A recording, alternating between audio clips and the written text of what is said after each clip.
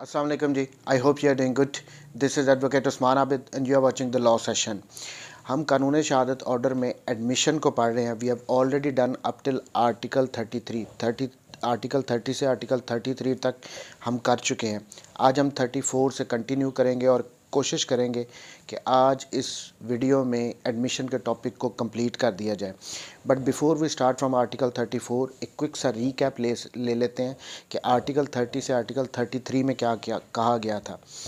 Article 33 में एक general definition दी गई थी एडमिशन की, दैट एडमिशंस आर स्टेटमेंट्स जो कि ओरली भी दी जा सकती हैं और डॉक्यूमेंट्री फॉर्म में भी हो सकती हैं, और इन स्टेटमेंट से एक इन्फेरेंस ड्रॉ की जा सकती हो regarding any fact in issue या रेलेवेंट फैक्ट, उनको एडमिशन कहते हैं.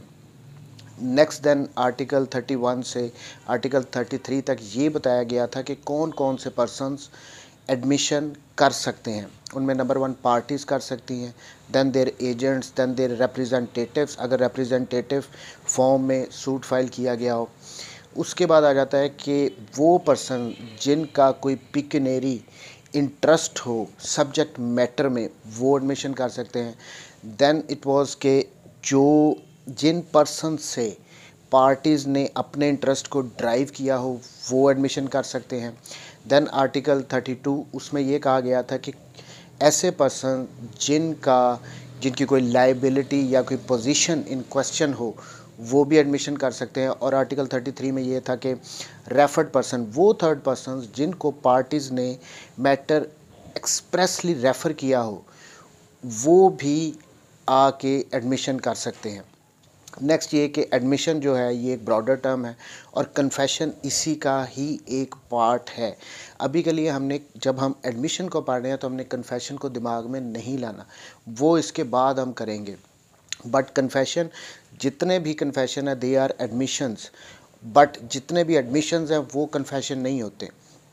कुछ सर्टन रिक्वायरमेंट्स हैं, जब वो पूरी होंगी तो ही एक कन्फेशन होता है. अदरवाइज़ जितने भी कन्फेशन हैं वो सारे एडमिशन ही होते हैं. अब हम आज के आर्टिकल 34 से स्टार्ट करते हैं. आर्टिकल 34 हेडिंग है proof of admissions against persons making them and by or on their behalf. ये एडमिशंस के प्रूफ से रिलेटेड है कि कौन कौन कैसे इनको प्रूफ किया जाता है. The article states admissions are relevant and may be proved as against the person who makes them or his representative in interest. पहली बात ये इसमें दो चीज़ें बताई गई हैं आर्टिकल 34 में.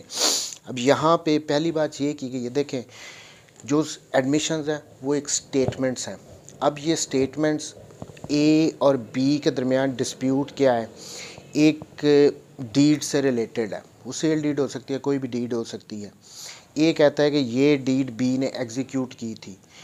अब यहाँ पे अगर बी कहता है कि जी यस हमारे दरमियान ये रिटन डीड एग्जीक्यूट हुई थी, मैंने की थी, इस पे मेरे सिग्नेचर हैं. So basically what is he doing, वो अपने अगेंस्ट ही एक स्टेटमेंट दे रहा है, वो उसको एडमिट कर रहा है, वो उसको एक्नॉलेज कर रहा है, ये उसका एडमिशन है. लेकिन ये जो स्टेटमेंट है जो कि वो अपने ही अगेंस्ट दे रहा है, इसको हम सेल्फ हार्मिंग स्टेटमेंट कहते हैं क्योंकि वो अपने अगेंस्ट दे रहा है.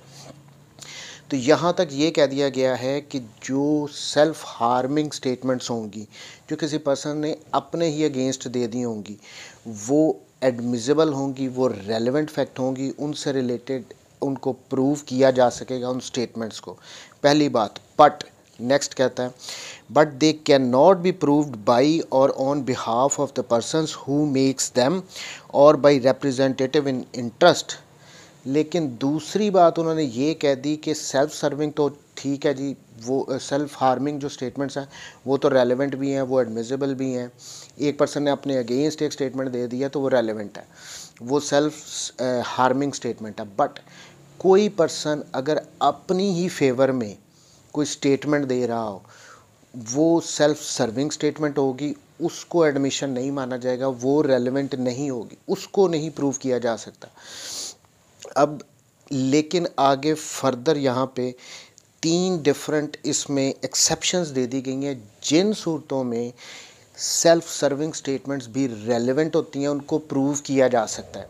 इस आर्टिकल में दो ही बातें हैं, सेल्फ हार्मिंग स्टेटमेंट्स रेलेवेंट हैं, एडमिशंस हैं, उनसे उनको प्रूव किया जा सकता है। बट जो सेल्फ सर्विंग स्टेटमेंट्स हैं जो अपनी फेवर में किसी ने दे दी हैं वो रेलेवेंट नहीं है। ये एक जनरल रूल है, बट फर्दर इसकी 3 आगे एक्सेप्शंस बता दी गई हैं, 3 डिफरेंट सिचुएशंस बता दी गई हैं जिनमें सेल्फ सर्विंग स्टेटमेंट्स भी रेलेवेंट हो जाती हैं। अब इस जनरल रूल से रिलेटेड जो इलस्ट्रेशन 1 है उसको देखते हैं। The question between A and B is whether a certain deed is or is not forged. A affirms that it is genuine and B that it is forged. अब ये question dispute between the A and B ये है कि A कहता है कि ये deed B ने execute की है, ये genuine है। B कहता है कि नहीं जी, ये जो deed है ये forged है, मैंने execute नहीं की। अब यहाँ पे इसी सेल्फ सर्विंग स्टेटमेंट को कैसे उन्होंने कह रहे हैं कि ये रेलेवेंट नहीं होगी। A may prove a statement by B that the deed is genuine. A कोई ये स्टेटमेंट प्रूव करता है कर सकता है जिसमें बी ने कहीं पे ये कहा हो कि ये जेन्युइन है डीड जो मैंने इसको एग्जीक्यूट किया था। एंड बी में prove a statement by A that the deed is forged. On the other hand B ये प्रूव करेगा कि कहीं पे ए ने कहा था कि ये मैंने जाली डीड बना ली है। दोनों एक दूसरे की स्टेटमेंट्स को प्रूव कर सकते हैं in admission, but A can not prove a statement by himself that deed is genuine. अब कहीं ए अपनी स्टेटमेंट को प्रूव नहीं कर सकता कि उसने कहीं पे कहा था कि ये डीड जो है ये जेन्युइन है, वो बी की स्टेटमेंट को प्रूव करेगा, अपनी स्टेटमेंट को प्रूव नहीं करेगा। सेल्फ सर्विंग स्टेटमेंट रेलेवेंट नहीं है, ये जनरल रूल है। Nor can B prove a statement by himself that deed is forged. Same way जो बी है वो भी अपनी कहीं पे दी गई स्टेटमेंट को प्रूव करना नहीं शुरू कर देगा कि मैंने वहाँ पे ये कहा था कि ये स्टेटमेंट जो है वो फोर्ज्ड है, जाली है, ए ने अपनी तरफ से बना ली है। सो ए बी की स्टेटमेंट को प्रूव कर सकता है, बी ए की स्टेटमेंट को प्रूव कर सकता है, जो उन्होंने कहीं पे कही हो उनको एडमिशन माना जा सकता है। लेकिन ये नहीं हो सकता कि कहीं पे ए ने कहा था कि ये जेन्युइन है तो वो उसको प्रूव करना शुरू कर दे, बी ने बी ये स्टेटमेंट प्रूव करना शुरू कर दे कि मैंने 1 महीना पहले सी डी के सामने कहा था कि ये स्टेटमेंट फोर्ज्ड है। नहीं, वो रेलिवेंट नहीं होंगी, वो सेल्फ सर्विंग स्टेटमेंट्स होंगी। ये हमारा जनरल रूल है कि सेल्फ हार्मिंग स्टेटमेंट रेलेवेंट है, सेल्फ सर्विंग स्टेटमेंट्स रेलेवेंट नहीं है, एडमिसिबल नहीं है, उनको एडमिशन नहीं माना जाएगा। अब इसकी जो आगे फर्दर मैंने कहा था कि 3 सिचुएशंस बता दी गई हैं जिनमें सेल्फ सर्विंग स्टेटमेंट भी रेलेवेंट होगी, एडमिसिबल होगी, उसको एडमिशन माना जाएगा। वो कौन सी है? Number 1, an admission may be proved by or on behalf of the person making it if when it is of such a nature that if the person making it were dead it would be relevant as between third persons under article 46। अब यहाँ पे article 46 की बात आ गई, article 46 इसके बाद आना है। वो उसमें ये बताया गया है कि जो पर्सन डेड हो चुके हों या वो कहीं चले गए हों, लॉस्ट हो गए हों, वो मिल ना रहे, उनका पता ना चल रहे हों, लेकिन उनकी कोई स्टेटमेंट्स अगर हों, उन्होंने कभी दी हों, तो वो रेलेवेंट हो जाती हैं अंडर आर्टिकल 46। वो हम बाद में जाके पढ़ेंगे। यहाँ तक के लिए अब ये जो पहली सिचुएशन बता रहा है इसमें ये कहा जा रहा है कि सेल्फ सर्विंग स्टेटमेंट भी रेलेवेंट होगी अंडर आर्टिकल 46 अगर हम ये सपोज करके चलें, ये मान के चलें कि जो उस स्टेटमेंट को देने वाला था वो डेड हो चुका है, वो मर चुका है या वो मिल नहीं सकता। इस सिचुएशंस में उनकी उस अपनी सेल्फ सर्विंग स्टेटमेंट्स को रेलेवेंट माना जाएगा, एडमिशन माना जाएगा। अब इसकी इलस्ट्रेशन अगर हम बी देखें, वो सारे फर्स्ट सिचुएशन को क्लियर कर देते हैं। A the captain of a ship is tried to casting her away. A कोई कैप्टन था किसी शिप का, उस पर ये एलिगेशन था कि उसने अपने असल रूट से जो शिप था उसको हटा के किसी और रूट पे ले गया। Evidence is given to show that the ship was taken out of her proper course. अब एविडेंस भी ये दे दी गई कि जी शिप को जो है ये प्रॉपर कोर्स से हटा के दूसरी तरफ ले गया था जो ए था। अब यहाँ पे सेल्फ सर्विंग स्टेटमेंट कैसे रेलेवेंट हो रही है, ये आगे आ रहा है। A produces a book kept by him in the ordinary course of his business showing observations alleged to have been taken by him from day to day. ये जो कैप्टन था शिप का, वो एक बुक में अपनी डेली की routine उस शिप के रूट से रिलेटेड लिखता था, जो कि कोर्स ऑफ बिजनेस में लिखी जाती थी, वो डेली की डेली वो लिखता था। And indicated that the ship was not taken out of her proper course. और उस बुक में जो वो डे टू डे मेंटेन कर रहा था, उसमें ये वो थ्रू प्रॉपर कोर्स ही उस शिप को लेके गया था। अब ये A may prove these statements because they would be admissible between third parties if he were dead under Article 46। अब ये शिप अपने एलिगेशन ये है कि वो अपने रूट से ए ने उसको हटा दिया है, लेकिन वो डे टू डे कोई बुक मेंटेन करता था जिसमें ये था कि वो अपने रूट पे जा रही थी। अब ये जो स्टेटमेंट्स हैं जो कि डॉक्यूमेंट्री फॉर्म में, हम ऑलरेडी पढ़ चुके हैं आर्टिकल 30 में कि स्टेटमेंट्स ओरली भी हो सकती हैं, डॉक्यूमेंट्री भी हो सकती है। यहाँ पे एक डॉक्यूमेंट्री स्टेटमेंट्स हैं उसकी कि शिप अपने रूट पे ही रहा है। अब हम सेल्फ सर्विंग स्टेटमेंट है ये उसकी, वो अपनी फेवर में दे रहा है कि ये देखें जी, ये बुक मैंने रख दी है जो मैं डेली मेंटेन करता था, कोर्स ऑफ बिजनेस में ये मेंटेन की जाती थी, इसमें भी यही लिखा हुआ है कि मैंने शिप को अपने रूट पे ही रखा है। अब यहाँ पे ये कह रहे हैं कि अगर सपोज़ करें कि ए अगर मर गया होता, उसकी डेथ हो गई होती, तो ऑब्वियसली डाइंग डेक्लेरेशन, मरने वाला बंदा जो होता है वो सच ही बोलता है। तो ये मान के, क्योंकि ये 46 में रेलेवेंट हो जाएंगी, क्योंकि मरने वाले बंदे के रिगार्डिंग ये प्रजम्पशन है कि वो सच ही बोलता है, तो यहाँ पे इन सेल्फ सर्विंग स्टेटमेंट्स को भी एडमिशन मान के जो उसकी अपनी फेवर में है वो उसको प्रूव कर सकेगा। सो सेल्फ सर्विंग स्टेटमेंट इस सिचुएशन में पहली बात आप प्रूव कर सकते हैं, कोई भी पर्सन अपनी फेवर की स्टेटमेंट को प्रूव कर सकता है। नंबर 2, अब सेकंड सिचुएशन क्या है?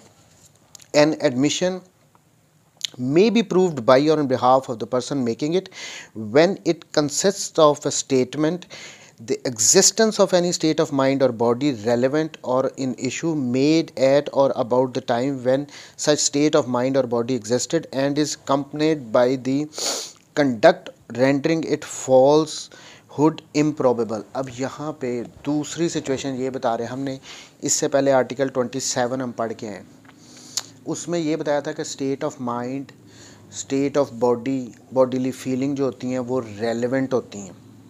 सेम वे यहाँ पे ये कहा गया है कि अगर कंडक्ट जो ये उनकी वो बॉडीली फीलिंग बता रहा है या बॉडी की फीलिंग बता रहा है या माइंड की फीलिंग बता रहा है, उनके साथ कंडक्ट भी हो उस पर्सन का और बहुत इम्प्रॉबेबल हो जाए कि उसकी ये स्टेटमेंट गलत है, उस सिचुएशन में भी ये सेल्फ सर्विंग स्टेटमेंट जो है वो रेलेवेंट हो जाएंगी।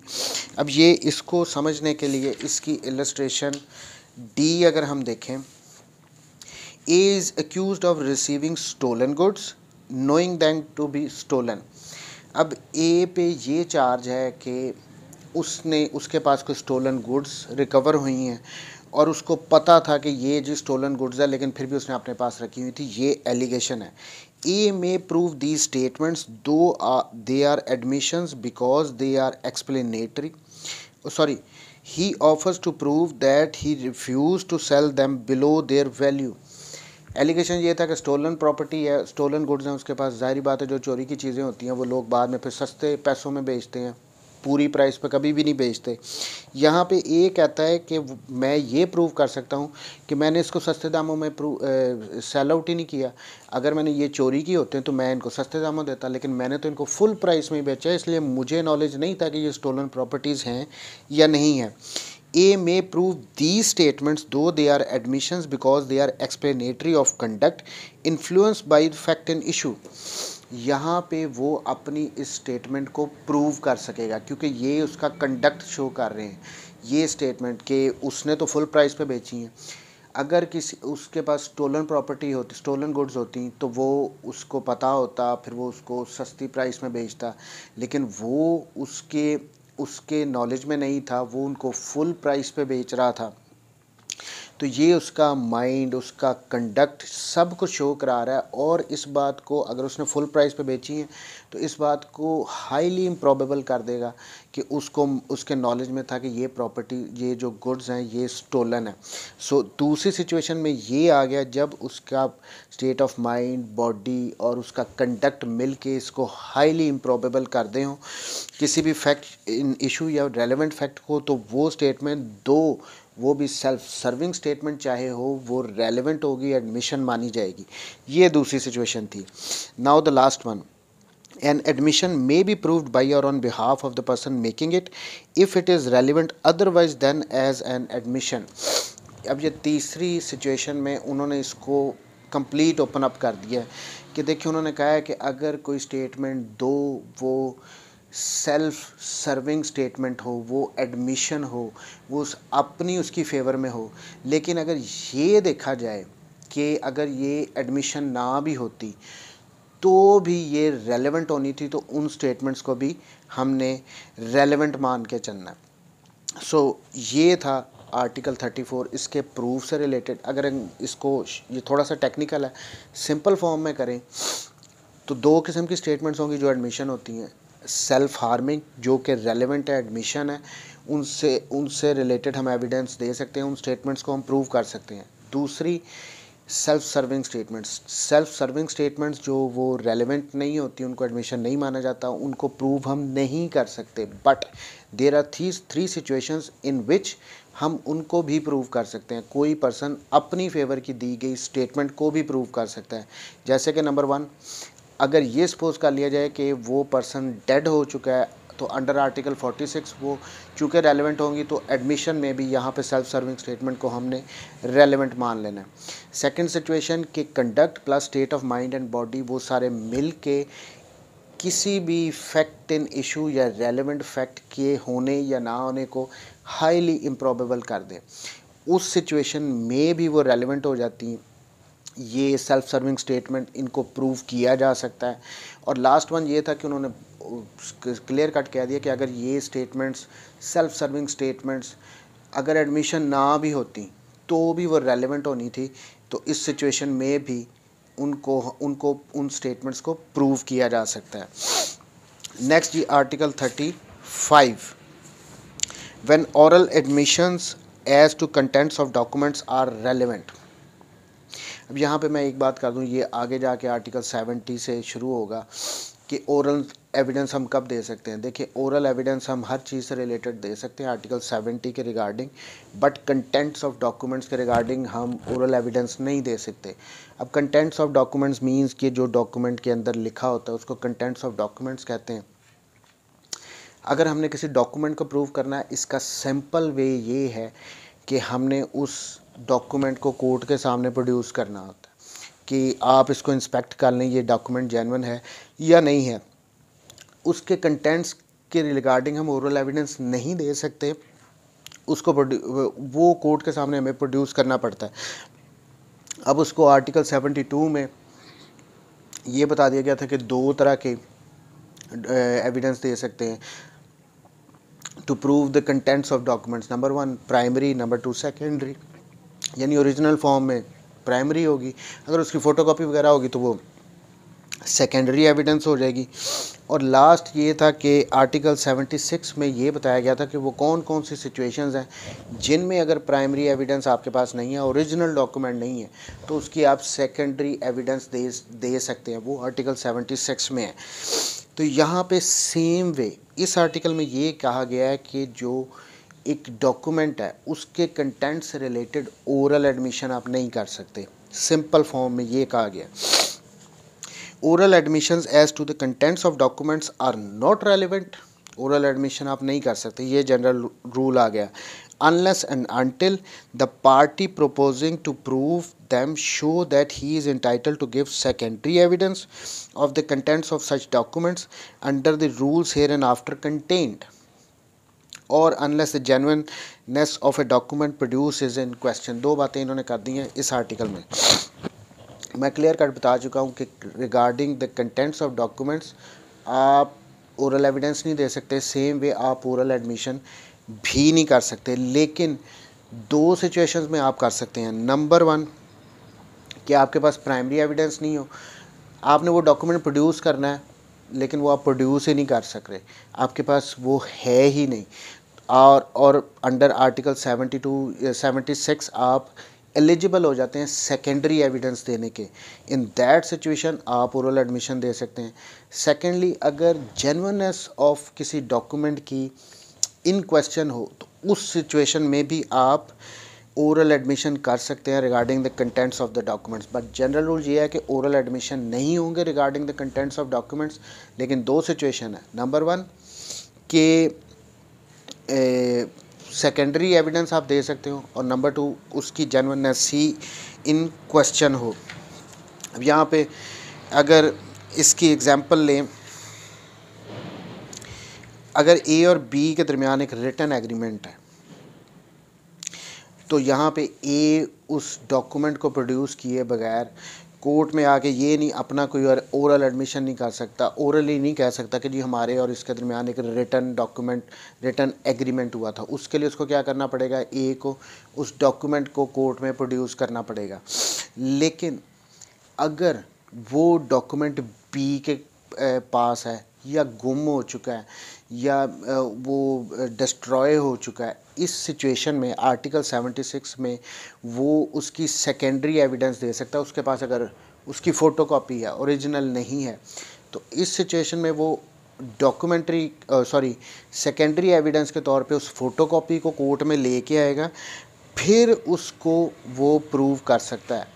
अदरवाइज़ नहीं कि सेकेंडरी बी के कब्ज़े में था, वो उसको नहीं दे रहा, डॉक्यूमेंट लॉस्ट हो गया, डॉक्यूमेंट डिस्ट्रॉय हो गया, जो भी आर्टिकल 76 की रिक्वायरमेंट्स हैं वो पूरी हो रही हैं, उनमें से कोई एक सिचुएशन में फॉल कर रहा है, यहाँ पे वो पहले उसकी फिर सेकेंडरी एविडेंस को लेके आएगा, फिर उस डॉक्यूमेंट से रिलेटेड वो कोई एडमिशन वगैरह कर सकता है। दूसरी सिचुएशन जेन्युइननेस से रिलेटेड थी कि अगर जेन्युइननेस किसी डॉक्यूमेंट की इन क्वेश्चन हो तो फिर आप कर सकते हो उससे रिलेटेड ओरल एडमिशन। अब दूसरी आ गई जेन्युइननेस से रिलेटेड, जो एक एग्जांपल देख लेते हैं। A files a suit against B for recovery of 2000 on the basis of a pronote alleged to have been executed by B. A ने बी के अगेंस्ट 2000 रुपये का सूट फाइल कर दिया कि इसने ये मुझे प्रनोट लिख के दिया था। A alleges that the deed was executed by B and it bears his signature. A कहता है कि ये जो मैं प्रनोट लेके आया हूँ, जो ये डीड है, ये बी ने एग्जीक्यूट किया, उसके साइन भी हैं। B on the other hand pleads that deed had not been signed by him, और बी आके कहता है जी कि ये तो मेरा है ही नहीं, मैंने इस पर कोई साइन ही नहीं किए। In this case there is a dispute regarding the genuineness of the documents. Obviously कि वो डॉक्यूमेंट जेन्युइन है या नहीं है, डिस्प्यूट तो बिटवीन मेन ये आ गया ना। A can prove that B admitted orally that he had executed the said deed and had signed it. अब यहाँ पे A एक स्टेटमेंट दे सकता है, एक ओरल एडमिशन दे सकता है जो कि बी ने कहीं पे पहले किसी के सामने किया हो, तो वो उसको प्रूव कर सकता है कि इसने वहाँ पे जाके ये कहा था कि जी मैंने ये साइन किया है, ये मेरे ही सिग्नेचर है, डॉक्यूमेंट जेन्युइन है। Similarly B can prove that A had orally admitted that B had not executed the deed not did he sign it. Same way B भी कोई इस किस्म का ओरल एडमिशन दे सकता है कि कहीं पे ए ने कहा था कि ये डॉक्यूमेंट फोर्ज्ड है, इस पे बी के साइन मैंने खुद ही कर लिए हैं। सो अगर इसको सम अप करें, आर्टिकल 35 को थोड़ा सा टेक्निकल है, इसमें सिंपल अगर हम जहन में सिर्फ ये रखना है कि किसी डॉक्यूमेंट से रिलेटेड ना तो ओरल एविडेंस दी जा सकती है, उसके कंटेंट से रिलेटेड ना ही ओरल एडमिशन किए जा सकते हैं। ये सिंपल फार्मूला है, इससे हट के कोई भी चीज़ नहीं कि अगर डॉक्यूमेंट को प्रूव करना है तो उसको प्रोड्यूस करना पड़ेगा।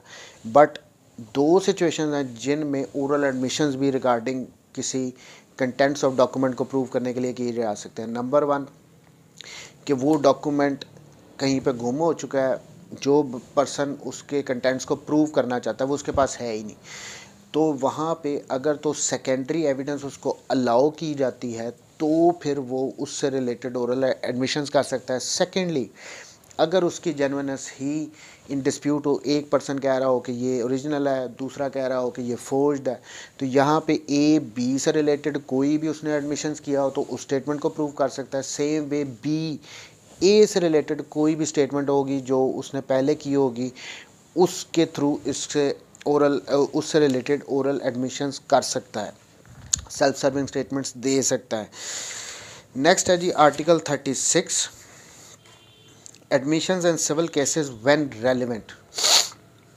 In civil cases, no admission is relevant if it is made either upon an express condition that evidence of it is not to be given or under circumstances from which the court can infer that the parties agreed together that the evidence of it should not be given। बड़ा simple सा ये section है। इसमें ये कहा गया है कि देखें जो सिविल केसेस होंगे ना, वैसे भी एडमिशन सिविल की ज़्यादा टर्म है, यहाँ पे एडमिशन्स होते हैं।